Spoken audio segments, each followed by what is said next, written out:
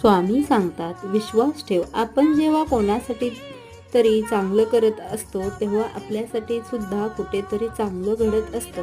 इतकेच की आपल्याला दिसत नसतं. श्री स्वामी समर्थ. व्हिडिओ आवडला तर एक लाईक करा व आपल्या चॅनलला सबस्क्राईब करायला विसरू नका. धन्यवाद.